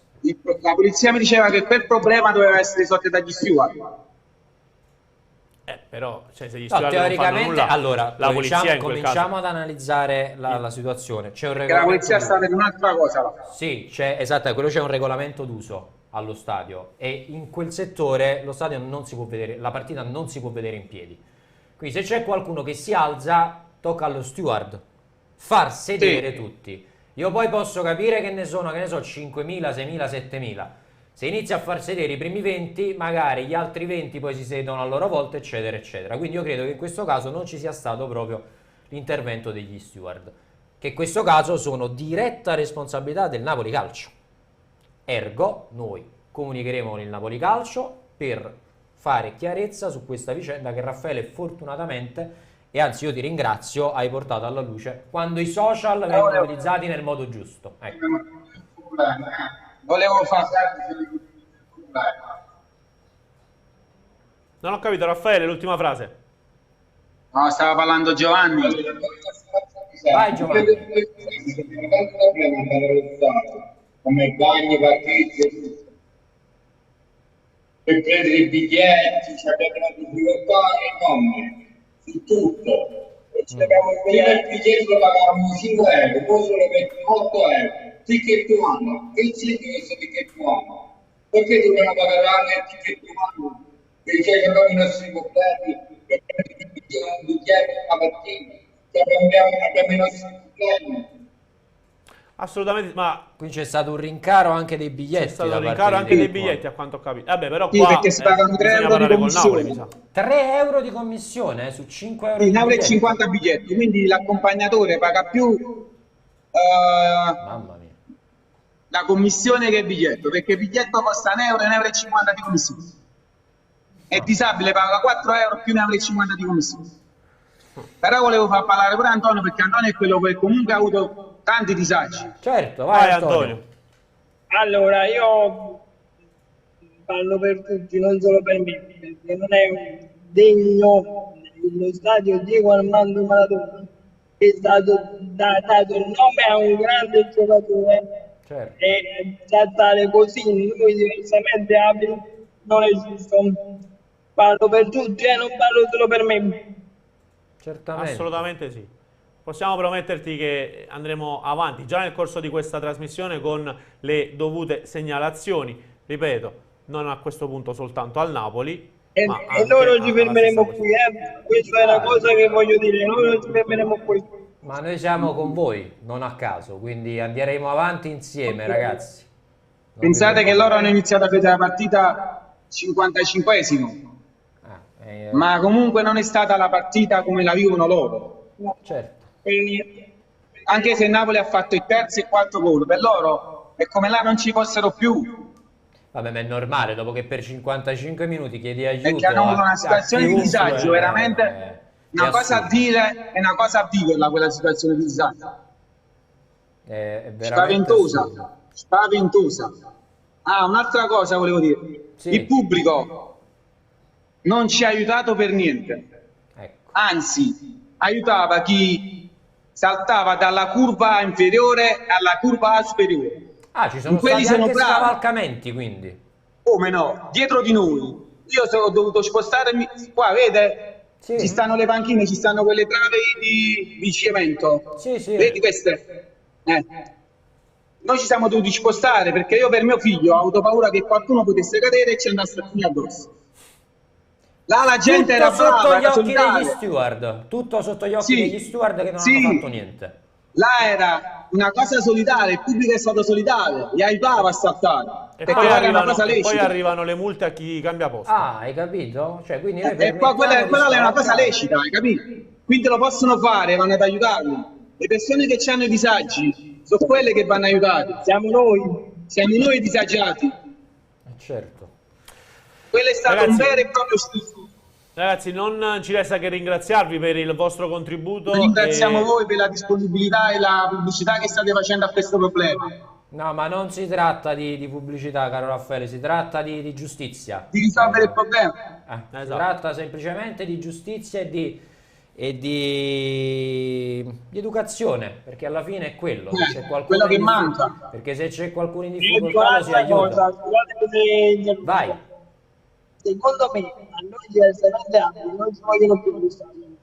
Cioè, guardi dove stanno arrivando questi qua. A cosa stanno pensando? Guarda, io mi auguro che non sia così. Mi auguro che non sia così, assolutamente. Pensi una cosa, noi mettiamo la macchina dove sta l'università, Sì, Sì, settore tribuna, sì. della città l'ingresso per disabili. Mercoledì c'era un furgoncino che vendeva i panini su 4 posti di disabili. mamma Ho chiesto ai vigili, appena arrivato alle 3:15, il vigile mi ha detto che quella persona aveva un permesso speciale dal comune. su per Ma ci parcheggiare rendiamo sulle conto di un strisce dei piazzale del disabili. genere? Sì, ho messo il video su TikTok del camion sul piazzale, vedete? Mamma Lo mia. mostreremo È e uno chiederemo, schifo. e chiederemo nel prossimo collegamento conto anche di Il questa vigile, mi situazione. disse, assolutamente. il vigile mi disse che c'avevano un permesso speciale per stare là, dato Va dal bene. comune. Immagino Buono a il sapersi. permesso. Va bene, hai fatto bene a dircelo. Grazie anche per questo, No, no, Raffaele. ma si deve risolvere la situazione perché chi sta nel problema lo capisce, chi non c'è non lo capirà mai. Questo è E vero. lo dice uno che c'è dentro. Hai può che essere perfettamente ragione, tutto il nostro supporto e nel nostro piccolo proveremo a portare avanti insieme a voi questa battaglia, Raffaele. Grazie mille. Ciao Raffaele, grazie. Grazie a voi ragazzi, un grande abbraccio. Ciao ragazzi, un abbraccio a tutti. Chiedo al nostro Emanuele Bernato se a questo punto siamo pronti con il prossimo collegamento. Ancora no. Che schifo. Mamma mia. Sì, però Che vedo, schifo. voglio segnarmi proprio mentalmente queste cose che ci hanno dette per riferirle poi a chi di dovere e magari provare a smuovere la situazione. Emanuele, magari proviamo anche a fare un contatto telefonico a questo punto se non riusciamo a farlo video. Cattiva educazione, cioè proprio quello che manca, le basi del quieto vivere. Sapete? No, io vorrei capire, Saper io mi immagino vivere- la scena, la frustrazione di un padre che porta un figlio sulla carrozzella, chiede a delle persone per favore sedetevi e quello che Se riceve, ne nella fottono. migliore delle ipotesi, è il silenzio. Mamma che Deve andare bene. per ricevere il silenzio come risposta. Che poi se va male, Sì, capace ok. che qualcuno si gira Ma male. purtroppo gli ignoranti ci sono, e questo lo sappiamo. Ma lo steward, io non voglio arrabbiarmi, cioè, ma porca miseria, ma tu sei pagato per far rispettare il regolamento d'uso. Sei pagato. Le persone non si siedono, prendi i nominativi e fai le multe. Ma che ci vuole, dico io, nel 2022 a fare una cosa del genere? Invece no. E allora, scusa, pure io voglio fare lo steward. Io voglio fare lo steward. Eh sì, vai a vedere la partita gratis. Vado a vedere la partita gratis. Anzi, I ti problemi. Ah, mi pagano pure, tra l'altro, a vedere la partita. I problemi, no, vabbè, non è un problema, vabbè, ma loro non si siedono. E tu che ci stai a fare? Capucchioni, verrebbe da dire, come si dice a Napoli. Questo il Napoli deve vederne. Il Napoli, che stiamo incensando dal punto di vista sportivo, ci deve dare conto di questo. Perché gli steward fanno capo al Napoli, e se gli steward non fanno rispettare il regolamento d'uso e creano disagi ad altri tifosi, in questo caso anche con delle problematiche, il Napoli deve darci delle risposte.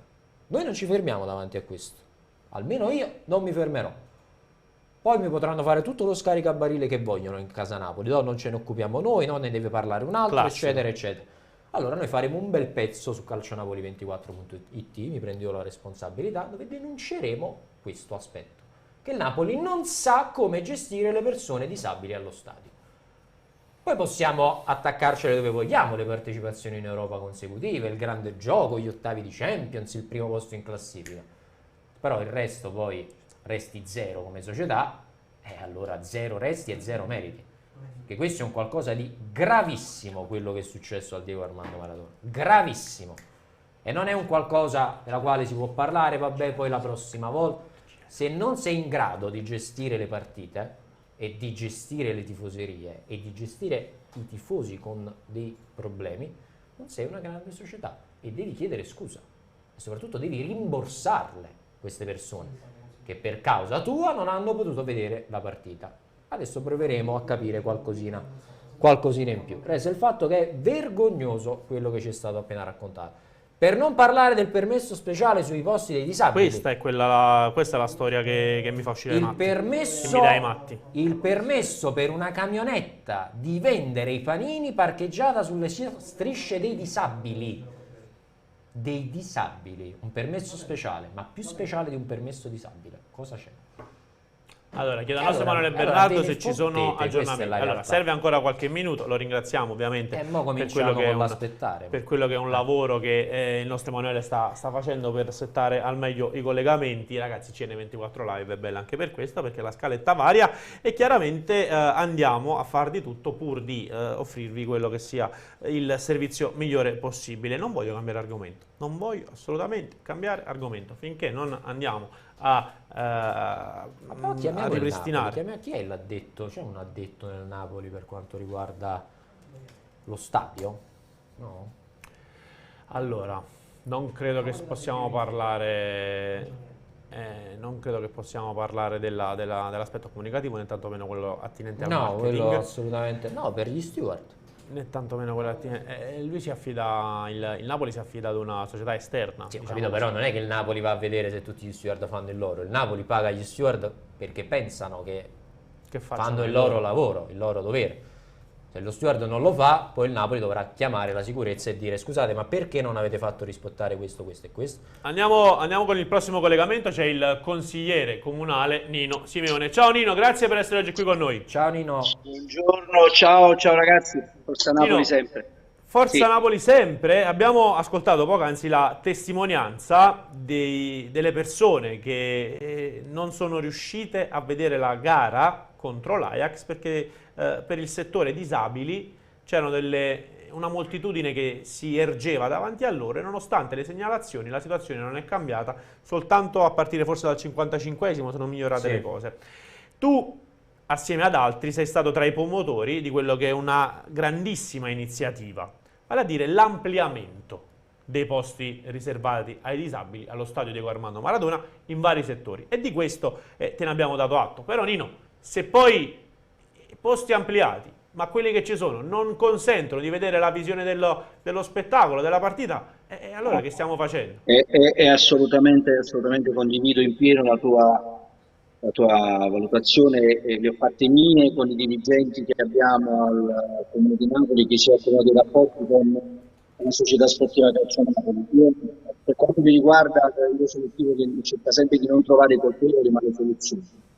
Nel caso di specie, qualche colpa c'è da parte di chi si deve occupare, chi si occupa e chi viene pagato per fare il servizio d'ordine, che è in capo alla società sportiva Calcio Napoli, e che in qualche modo si steward a sì le norme di sicurezza delle partite vengono rispettate, perché ricordo ai tifosi che si stanno aspettando che le norme di sicurezza prevedono, impongono che lo spettacolo sia sicuro, perché i seriolini non sono avvelenamento per mettere i seriolini nelle perse in mare di questi che sapete ospitare tantissimi ragazzi, 80.000, perché non erano seriolini, abbiamo avuto pure momenti che abbiamo superato i limiti dell'immunità comprensione, veramente quasi a 90.000, perché ricordo al Madrid eravamo veramente troppi. Comunque i soldi li abbiamo spesi per mettere i seriolini, ma i seriolini vengono utilizzati non per metterci di sopra, per magari come per ma per stare sicuri.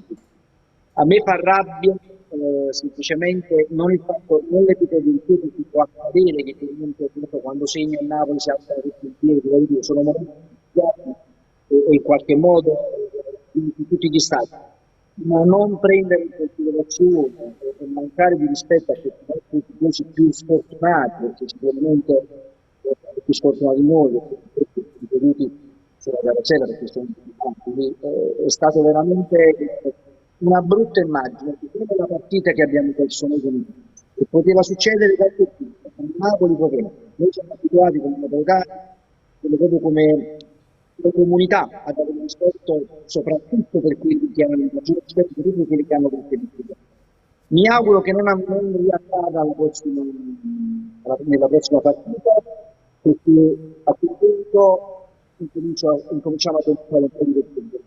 Chi deve garantire la sicurezza, i posti sono numerati, sono assegnati, ma soprattutto chi deve garantire la sicurezza di fare in modo che e al di là di fatto che non doveva accadere questa mancanza di sicurezza, questa mancanza di osservazione delle norme, quando poi non consentito a tutti i nostri tifosi di tutta la partita.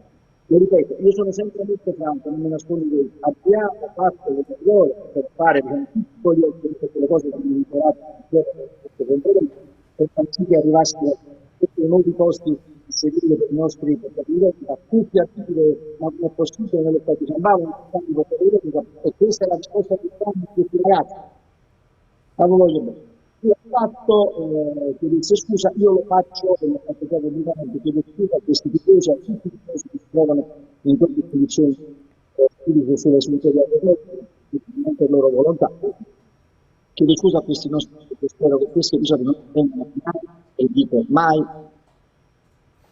Sì, Nino, noi poco fa abbiamo sentito alla viva voce appunto di questi tifosi azzurri quello che è successo. Addirittura ci hanno raccontato che mentre loro si lamentavano perché non riuscivano a vedere la partita, gli altri tifosi non solo non gli davano una mano, ma davano una mano ai, diciamo così, altri tifosi a scavalcare dall'inferiore al superiore della curva, il tutto sempre sotto gli occhi degli steward. E poi ci hanno raccontato addirittura, Nino, che all'esterno dello stadio, vicino alla facoltà, credo fosse di ingegneria a questo punto, dove ci sono le strisce per il parcheggio dei disabili, c'era parcheggiata una camionetta che vendeva i panini e le bibite. Hanno chiesto aiuto alla polizia e questo titolare della camionetta gli ha fatto vedere una, diciamo così, come l'ha definito. Detto che, non so se gliel'ha fatto vedere. Sì, ha detto che aveva un permesso regolare del comune per stazionare sopra le strisce per il parcheggio dei disabili. Allora, si dicono tante cose. Certo. Si fanno poche cose, quelle che si fanno dovrebbero essere fatte bene. Verificheremo anche quest'altro episodio, però voi capirete che poi molte volte come si dice a Napoli si imbrogliano in lingua, quindi probabilmente avranno capito male. Le autorizzazioni, il comune di Napoli non le può lasciare, che la vendita ovviamente di questi prodotti alimentari, questi bambini che loro hanno un'autorizzazione come itineranti, no? Si muovono normalmente perché non voglio essere, non voglio fare il professore, ma quindi si dice che potete prendere la nessuna autorizzazione mai. Dico mai. Il pubblico parliamo qui alle persone di comune. Ci sono le autorizzazioni per la vendita di prodotti itineranti e ci sono anche stati camioncini che fanno questo, che parlando di colore, che succede in tutti gli stati, non succede nello Stato. Diciamo che la prossima volta dovranno avere un po' più di attenzione anche le forze dell'ordine, che non sono proprio a fare questo, ma soprattutto le forze di polizia municipale, anche qui se è una cosa che segnale. Lo faccio mia con la consapevolezza che forse in un momento qualcuno lo stesso diciamo Panini ha detto male l'autonomia. Leggiamola così. Però lo ripeto, sono cose che accadono per tutti, noi lo facciamo quello che vuole diciamolo sempre con grande franchezza, perché noi la prima c'è delle altre stati. Era una giornata particolare, quella in modo particolare è stata più plasmatica dal punto di vista della prestazione della nostra squadra, però lo dico a tutti, noi dovranno rispettare dal primo all'ultimo e non possiamo sempre consentire del grande rispetto dei amici, la colpa non è sempre dell'altro. Qualche responsabilità per noi, da quei tifosi potevo stare pure io, magari per il rapporto c'erano le postazioni del magari il poco o la macchina in modo diciamo di scioggiare, non accorgere. Prendiamoci anche noi qualcosa, facciamolo con grande senso di noi siamo napoletani, siamo veramente napoletani, altri valori, io di questa cosa ho sentito anche dalle mie parole, sono veramente mortificato, dispiaciuto, arrabbiato, ma come si fa? Io non credo che questo permesso, io non credo che questo permesso fantomatico sia mai esistito. È chiaro che sono delle cose che si dicono al momento per evitare, insomma. Sì, però è stato chiesto al poliziotto, scusami, al carabiniere. E lui ha detto hanno un permesso per stare qua. Ma probabilmente il carabiniere non sapeva. Ti ripeto, io credo che non sia mai esistito. Però esatto, quello che possiamo chiedere ora a Nino non è di verificare quel momento. Ma è certo. È di verificare per il futuro. Il venditore che vuoi che ti dica, se gli arriva uno online, dice no, io qua l'acqua posso stare e roba è varia. Chiaro. Il problema se te lo dice il poliziotto, il carabiniere che sia, dico, hanno quello un che può fare Nino, non per quella, ma per le prossime, è verificare che effettivamente tali permessi ci siano. Come dice Nino, qui le polemiche si devono fare, ok, ma il risultato è poi andarlo a modificare questo esatto. tutto, cioè bisogna lavorare per un risultato, perché poi qua si possono fare tutti gli schiamazzi che vogliamo, ma se non si cambia niente, abbiamo parlato dello 0 per 20 minuti. Era, guarda, la stessa identica cosa di quando abbiamo fatto, voi ricordate, ci siamo visti, io ho il piacere e il privilegio di stare con voi spesso, voglio dire, nelle nostre trasmissioni. Quando si parlava che non c'erano i posti per i portatori vendita, per i disabili, per tutti quelli. Una volta che li abbiamo messi, saranno pochi perché dovrebbero essere di più, ma saranno pochi o tanti quelli che sono, e che diavolo, almeno che insegniamo questi guaglioni che sono almeno se ne va partito. Sarebbe bello tenerli sul campo da gioco, no?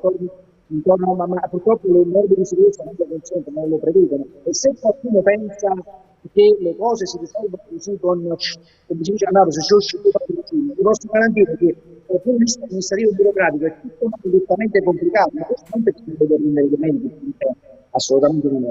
Io sono veramente dispiaciuto che con le poche cose che si fanno, che si riescono a fare, che si provano a fare, per migliorare le nostre condizioni, per migliorare le condizioni dello Stato Maradona, ma poi vanno tutto perché magari adesso sta girando in Italia con i tre ragazzi, cosa ha fatto se portava magari quello che male il stronzetto che stava lì nella nostra colpa dei studenti, diciamolo, colpa degli studenti, dove sono loro che sono deputati a garantire la sicurezza. La nostra colpa ce la prendiamo perché dobbiamo essere più attenti a far sì che questo settore fosse vincolato meglio, limitato meglio.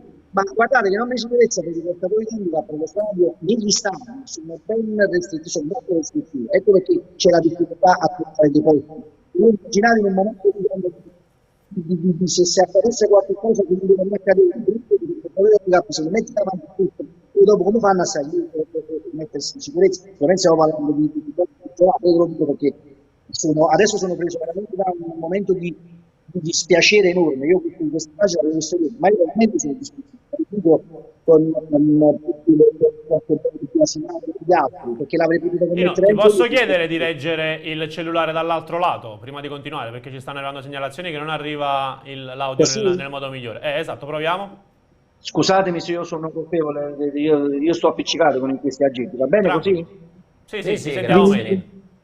Dicevo, io sono veramente dispiaciuto, ma credetemi dal profondo del mio cuore, perché poi adesso andiamo in bocca a tutti. Perché quando sono episodi che avvengono a Napoli, nello stadio Maradona, quando le cose avvengono a Napoli, non so perché, ma hanno un clamore, hanno una risonanza nazionale che non accade negli altri città. È vero che noi siamo la capitale del mondo, però ogni tanto pure noi non cittadini, noi amministratori che siamo colpevoli di servizio, ma anche noi tifosi, dobbiamo essere attenti verso chi ha qualche esigenza in più rispetto a noi, che non abbiamo una brutta pagina di nostri figli. Però io direi a questo punto chiudiamo la discussione qua e io sono sicuro che non avverranno più questi episodi, ma non solo in Curva, perché questi episodi sono avvenuti anche negli altri settori impaccianti, anche negli altri stati. Adesso voglio dire, mo fanno lavoro per la Curva, no, il settore della non dire sciocchezze un po'.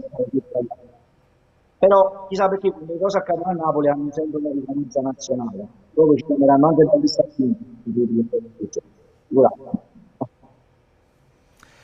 Tutto chiaro, Nino. Non ci resta che dirti, riaggiorniamoci presto su questa tematica, speriamo di avere proprio da parte tua delle notizie positive in merito. Sappiamo di poter contare su di te, caro Nino. Io provo a fare semplicemente il mio dovere, ragazzi, e quando si fanno le cose le si fanno col cuore, ecco perché poi ci rimango male quando avvengono questi episodi. Potevo essere anche uno di quei tifosi che magari è stato in piedi, si era distratto, o comunque era colpo di Dio, c'erano i posti per questi nostri amici e fratelli tifosi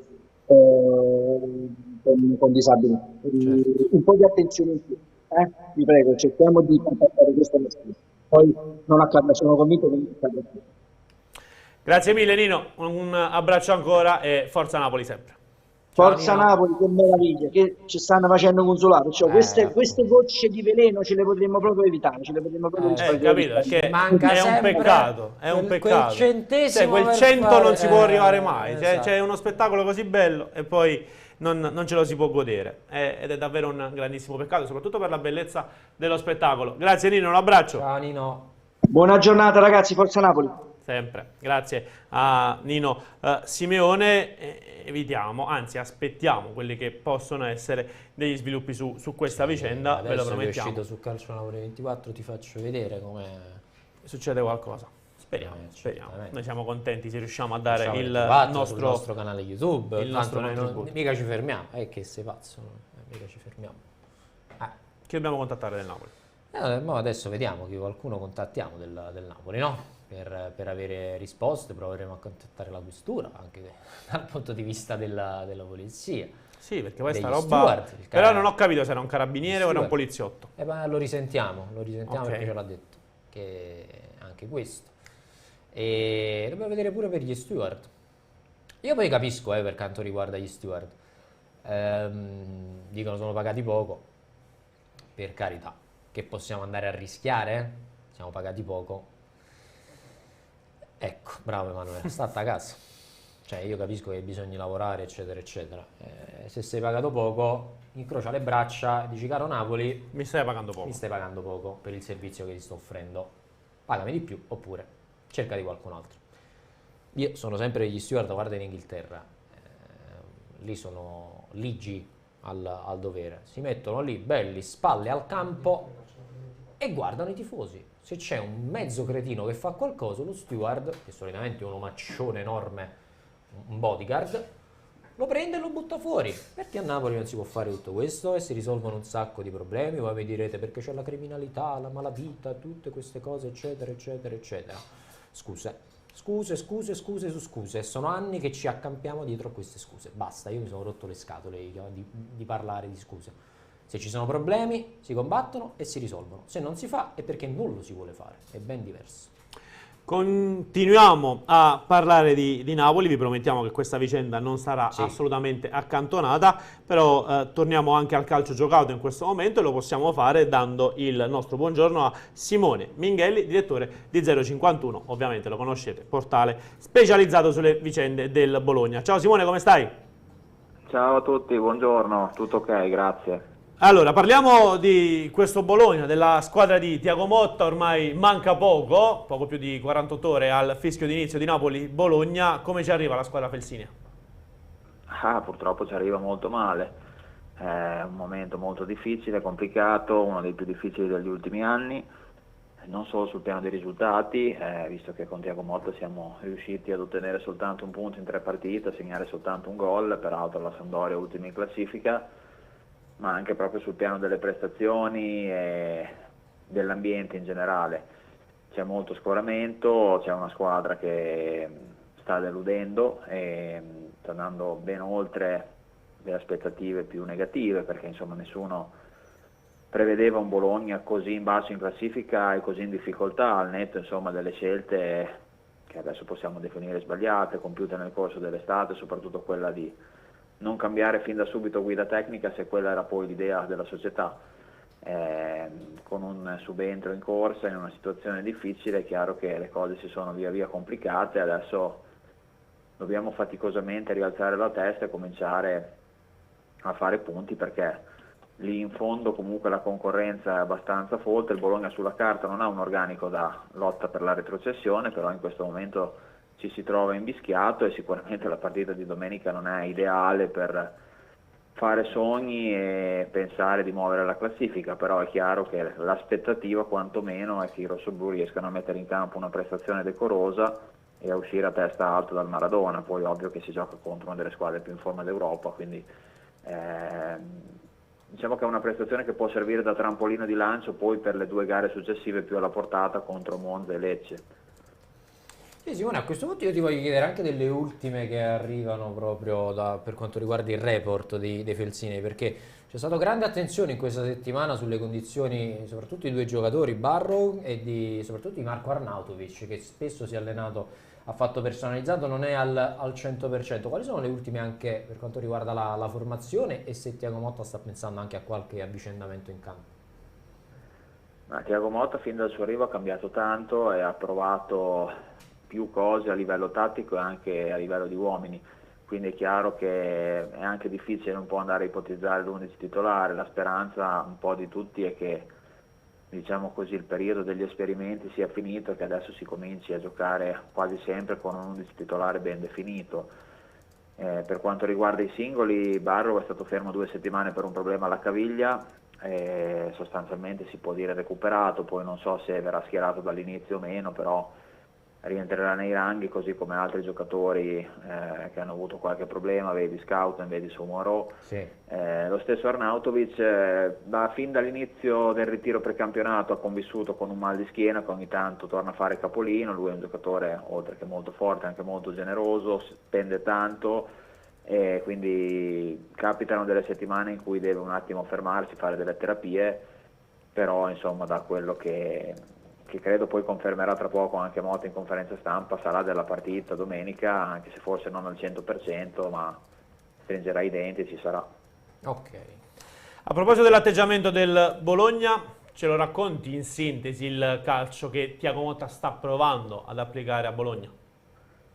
In realtà diciamo che stiamo cercando ancora di capirlo, perché si è discostato molto sul piano tattico dal suo predecessore Mihajlovic, che giocava col 3-5-2, lui ha subito impostato la squadra secondo la difesa a 4, almeno a parole, cercando di darle un atteggiamento più offensivo, più di controllo della partita rispetto a quanto non facessimo prima, perché da diversi mesi a questa parte Bologna era una squadra che badava soprattutto a difendersi e a ripartire.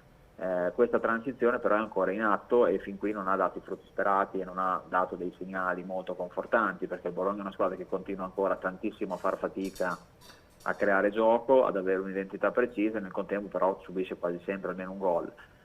Quindi la speranza è che sì, al netto di qualche tentativo, di qualche esperimento, col passare delle settimane, ma non troppe, Thiago Motta riesca a dare un'identità precisa, che la squadra ritrovi un po' di coraggio, un po' di padronanza, soprattutto nella fase di possesso, perché oggettivamente le ultime 3 uscite sono state abbastanza sconfortanti da questo punto di vista.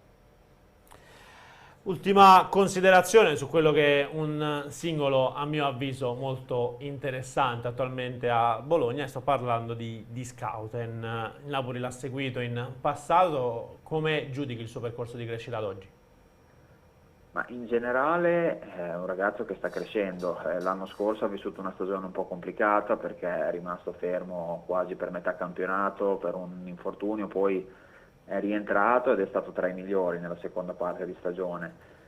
Quest'anno devo dire è partito un po' peggio, non aiutato neanche appunto da questi cambi di modulo. In generale in una mediana a 2 sembra un po' faticare quest'anno, specialmente adesso con Thiago Motta viene chiesto qualcosa di più in entrambe le fasi. Lui è un giocatore secondo me molto bravo, intelligente a livello tattico, sa impostare il gioco, ha anche la verticalizzazione nel suo repertorio, però se deve unire la fase, diciamo così, di impostazione a quella di interdizione e alzare un po' i giri del motore, può andare un po' in difficoltà se non ha al suo fianco un partner con cui si sposa perfettamente. Ne ha girati tanti quest'anno e fin qui una quadratura non è stata ancora trovata, quindi anche lui è chiamato poi a confermarsi, perché è giovane ma non più un ragazzino, è nella fase in cui o spicca il volo o rimane un giocatore di fascia media, quindi sicuramente le attenzioni che aveva tirato su di sé erano meritate, ma adesso è il momento della consacrazione. Tutto chiaro. Grazie mille Simone per essere stato oggi con noi, un abbraccio e buon Napoli-Bologna anche a te. Grazie anche a voi, buon lavoro. Ciao.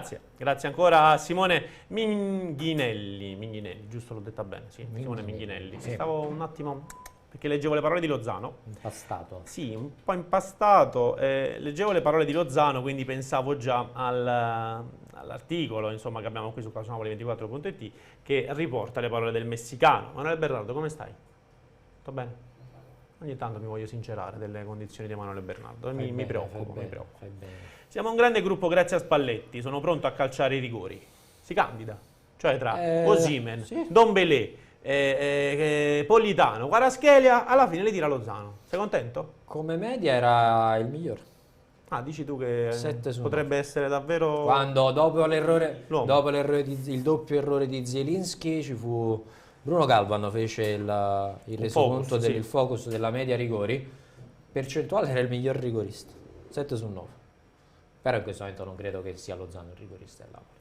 Leggiamo le parole di Irving Lozano, tantomeno lo diventerà, ecco. a Radio Kiss Kiss. Ottimo girone di Champions, adesso l'obiettivo è il primo posto. Qual è il nostro obiettivo? Dice pensiamo partita dopo partita per ottenere il meglio. Intanto se sapessi sottolineare sarebbe già un grande risultato.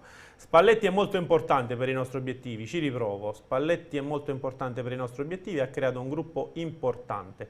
È un grande allenatore se il gruppo è sano e unito e soprattutto merito suo. Le tante partite hanno dimostrato che Spalletti ha una squadra profonda. È stato dimostrato che abbiamo la nostra opportunità e diamo tutti il 100%. Voglio dire, dopo il gol anche Lozano sembra, come dire, leggermente più in palla. Va, leggermente più in palla. Anche lui. Si è sbloccato anche il messicano per la gioia dei fantacalcisti. La prima parola del mondiale, la prima partita, scusate, del mondiale sarà contro la Polonia, incontrerò Zielinski. Sarà bello se ci fosse anche Simeone quando affronteremo l'Argentina. Dei 9 acquisti mi hanno impressionato tutti, davvero tutti si sono inseriti nel modo giusto e sono davvero bravi. Ma tu che sei addentrato, Riccardo, nello spogliatoio partenopeo? Io sono proprio dentro. Che dicono di Guicia Kvaratskhelia ai compagni? Hanno anche loro grande considerazione. Tra l'altro Argentina, Arabia Saudita, Messico e Polonia. Potrebbe essere il girone Napoli questo, di fatto. Se ci andasse Simeone, sì, praticamente sì. Anche il Ciolito. Non abbiamo nessuno dell'Arabia Saudita però. Abbiamo lo Sheikh da un po' che ci compra. Di Kvaratskhelia che dicono? Dicono che sia molto educato, molto educato, anche per certi versi introverso. Però è quel giocatore che poi quando entra in campo gli devi fare determinate cose, ci mette lo stesso giocatore che c'è in spogliatoio. È entrato in punta di piede, cioè nonostante lui sia consapevole di essere forte e di essere sotto i riflettori in questo momento, Kvaratskhelia da parte di tutti. Ecco quello che dicevamo che sta mancando ai tifosi, ad alcuni tifosi, è l'educazione. Cioè, lui è entrato nello spogliatoio in maniera educata, si è fatto conoscere, magari ci ha messo un pochino perché è un po' introverso, però va d'accordo con tutti. Tutti si fidano di lui. E poi è uno di quelli che fa parlare il campo. Non è che c'è bisogno di fare tante chiacchiere. Ma Rick Kvaratskhelia quando a Napoli quante volte l'abbiamo sentito? Una? Forse. Un'intervista al Napoli Sì. che ci spiegava il nome e ancora non abbiamo imparato come si pronuncia? Poi basta, non ha più parlato, non c'è bisogno. Non è quel tipo di giocatore che va sotto i riflettori perché lui li vuole andare a prendere i riflettori. A lui delle luci là non importa niente, lui fa parlare il campo. E nello spogliatoio è un ragazzo educato, per bene, ma sono tutti educati e per bene in quello spogliatoio. Cioè c'è la leggerezza quest'anno di capire che si è squadra, che non c'è il singolo, sto dicendo il sindaco, il singolo, c'è il noi. C'è un problema? Ragazzi, risolviamolo. Vai, lo faccio io, come dice Emanuele Bernardo. E questa è la leggerezza che ha dato paradossalmente. Ce lo vogliamo dare un microfono, Emanuele Bernardo? Ma anche un primo piano. Diamogli un microfono e lui magari può intervenire. Primo Ti piano, va? ce l'hai? Vuoi provare? Ce l'hai, vedi il microfono. Facciamo sentire la voce di Emanuele Bernardo. Te la senti, Manu? Ci sei? Ci sei? Prova Vediamo se il riusciamo a microfono, sentire. prova. Signori, momento Perché storico. Facciamo dobbiamo un po' fare una trasmissione momento seria storico, fino a questo momento storico. Alle 13:50 del 14 ottobre per la prima volta il regista interviene a Calcio Napoli 24 Live per dire quella che sarà una frase storica. Prego Emanuele Immagino Bernardo. una frase cult. Lo faccio io. Ecco, vedi, lo faccio Ha io. detto lo faccio io, ha detto lo faccio io. Cosa Un applauso fai? al nostro Cosa Emanuele fai? Bernardo. Fai il regista, che deve fare? Fai il regista, guarda, il nostro Emanuele Bernardo. Kvaratskhelia, le cose paniche importanti. Ma si è sentito? Si è sentito? Dici, Vedi, sta parlando anche Allegri, dovrebbe parlare a breve anche Thiago Motta. Allegri che ha detto? Col Maccabi Haifa approccio buono per 2 minuti. No, lo sto scherzando, l'ha detto davvero. Ma come l'ha detto?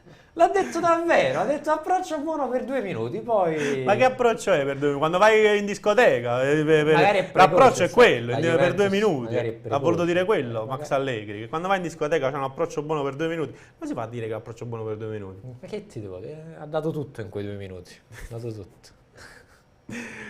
Ci hai saputo, a proposito insomma di dichiarazioni che faranno parlare, il presidente del Bologna, prossimo avversario del Napoli, sull'esonero di Mihajlovic ha detto: dormo sonni tranquilli. Posso dormire tranquillo, ha detto. Io e la società abbiamo fatto di tutto per aiutare l'uomo e l'allenatore, gli abbiamo dato fiducia e lui aveva la squadra in mano, stava meglio, pensavamo che la situazione sarebbe migliorata per lui, per noi prima di tutto c'era il suo benessere.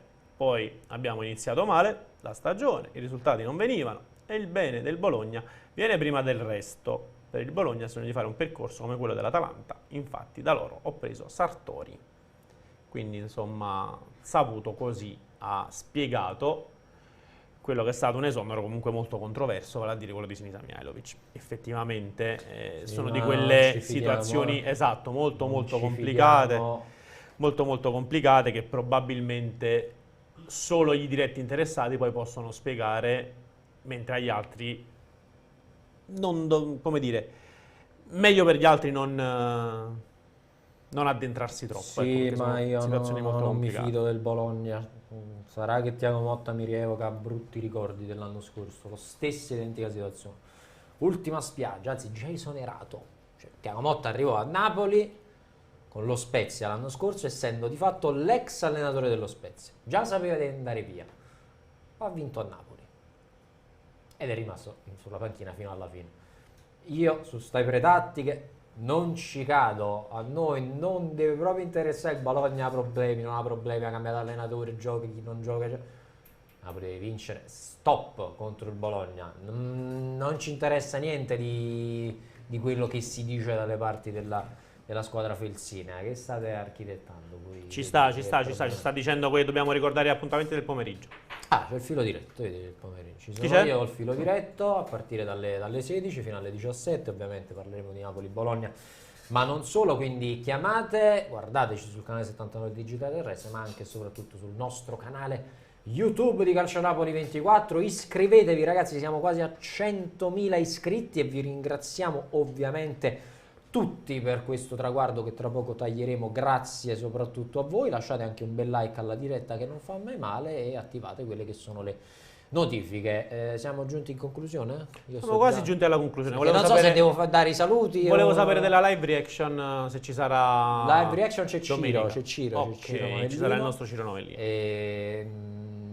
Allo stadio ci sarà Cacciola? Pasquale Cacciola. Quindi collegamenti come al solito con lo stadio Diego Armando Maradona, ci sarà Pasquale Cacciola collegato, mentre in studio il grandissimo Ciro Novellino. Sì, dai, siamo giunti alla conclusione ormai, siamo davvero in conclusione. Dai Emanuele, non essere timido, ti voglio sentire scrivere a Fabio Balzano. Faccio una canzone. Cantaci qualcosa, dai, cantaci qualcosa. Facciamo così, il nostro Emanuele Bernardo non ce l'ha fatta, noi l'abbiamo sentito, non sappiamo se l'avete sentito anche voi, no, perché praticamente ad oggi ritiene ancora di essere, sì, non lo so, un po' altezzoso il nostro Manuel Bernardo, vogliamo definire così, non si mischia, ad altri palcoscenici. Non si mischia, lui è liberato. Abituato a cantare in altre occasioni il nostro Emanuele Bernardo, non vi dico di più, se vorrà lo farà lui.